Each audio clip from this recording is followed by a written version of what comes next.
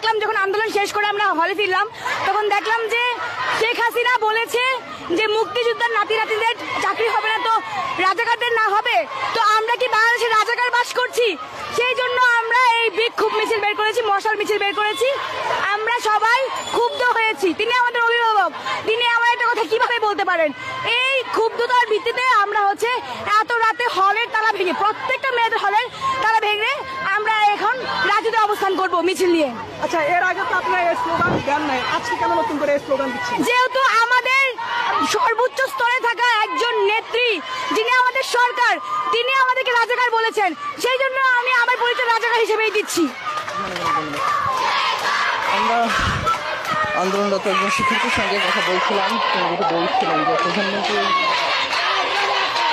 বিশুদ্ধ হয়ে মূলত তারা বিশ্ববিদ্যালয়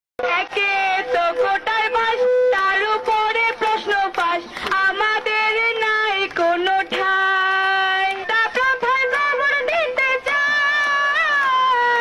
বৈষম্যের শেষ দেখতে চাই।